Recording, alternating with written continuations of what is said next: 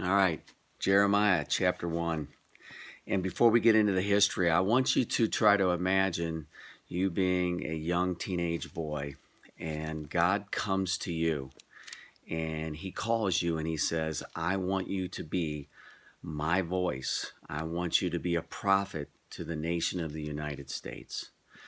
I'm going to send you to the highest of the high. I'm going to send you to the White House. I'm going to send you to your local governor. I'm going to send you to your congressman. I'm going to send you to your senators. I'm going to send you to the local churches. I'm going to send you to the streets. I'm going to send you to the athletic fields. I'm going to send you to the business centers. I'm going to send you to the schools. I'm going to send you to people's homes.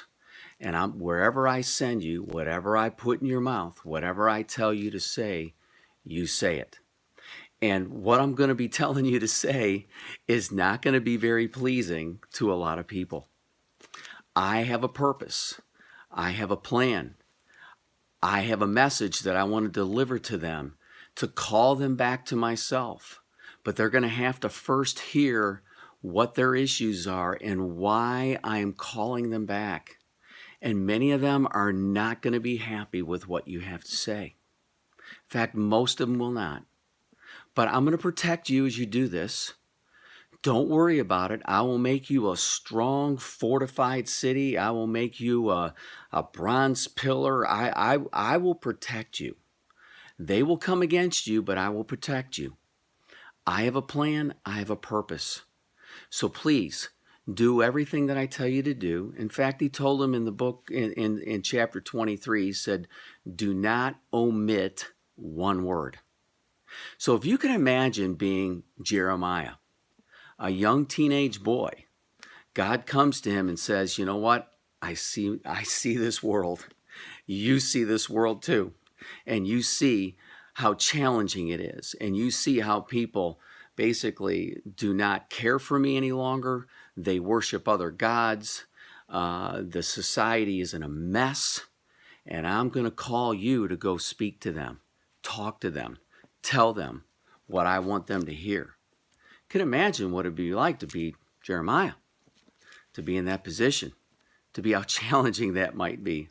Kind of like Mary receiving the news of saying, you know what, the angel coming to her and saying, you know what, I'm going to impregnate you. You're going to become pregnant, and you're not going to have a man do that with you. God himself is going to impregnate you. You can imagine trying to kind of take a word from God like that and say, wow, my life is really about to change. Well, that's what was about to happen for Jeremiah. His life was really about to change. And God was going to use him to declare his message to his people. And the times there are very similar to the times right now. But I just want to back up a little bit before Jeremiah, because it's important to know the history. He basically became a prophet in 627 BC and was a prophet for about 40 years. But previous to his time, there was a king named Manasseh that was probably about 700 to 650 or so. So we'll just kind of give you some ballpark numbers there. And for about 50 years, Manasseh reigned, and Manasseh was a wicked king.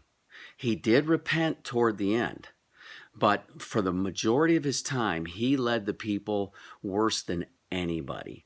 In fact, underneath his reign, they had child sacrifice to the god of Baal for prosperity. Literally right there in the midst of Jerusalem, just outside of the temple, men and women would bring their babies, lay them on an altar, and let them be burned to Baal so that they would somehow have the prosperity of Baal.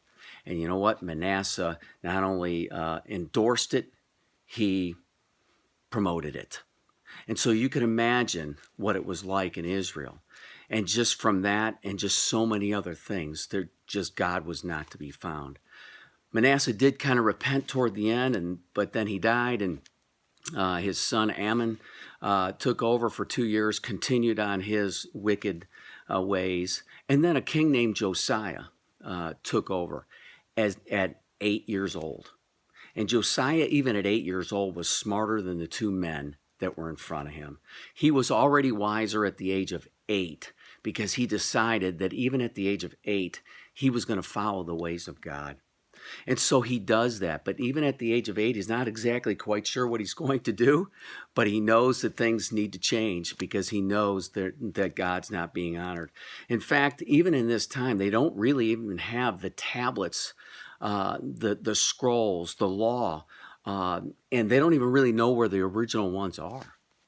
And so there's a priest named Hilkiah who is basically taking money. They still have the temple. They're doing repairs on the temple. And he's somebody who's basically taking donations from people to help with the repairs on the temple. And as he's working in the temple, he discovers the scrolls. He discovers these scrolls. And when he begins to read them, he realizes, oh my, man, we have been missing it horribly as a nation. So he gives it to the man who's above him, who gives it then to King Josiah. Now, this is the 18th year of Josiah's reign. And so Josiah is probably 26 years old at this time. And he gets to read the law for the first time. And when he reads it, it says that he tears his clothes. He puts on sackcloth and ashes. And he realizes that he and the nation have to repent. They have to change their ways. And so in 640, he begins to put in place a lot of major reforms in the nation of Israel. And people are buying in. He's the king. They're going along with these reforms. So a lot of reforms are actually taking place. So it'd be like today where you're thinking, man, a lot of things have to change. We need to reform this. So things start to happen and reforms start to change. And we think, okay, everything's good because reforms have happened.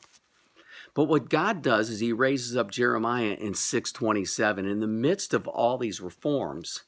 And he begins to tell the people, hey, outward pretense doesn't please me.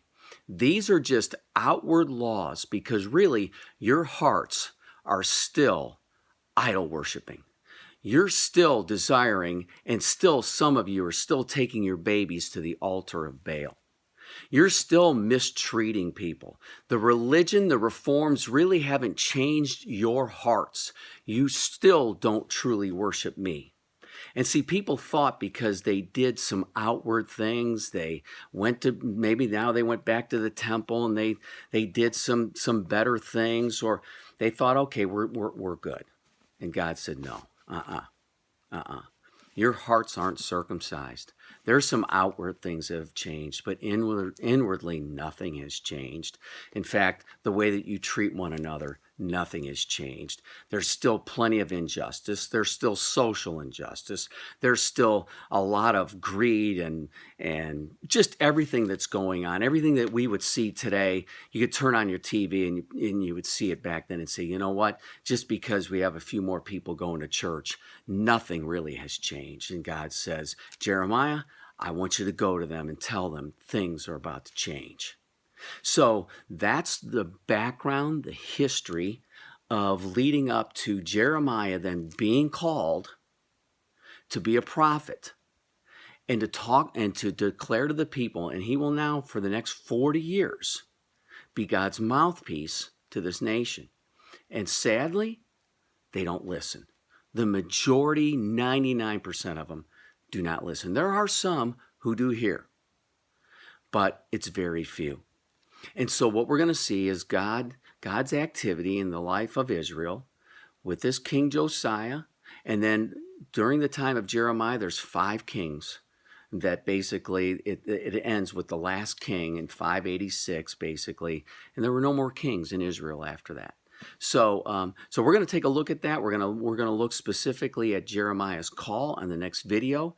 But this video was to give you a history and a background and understand kind of the times and just get a feel for what it would be like to be Jeremiah. Okay? Look forward to seeing you next time.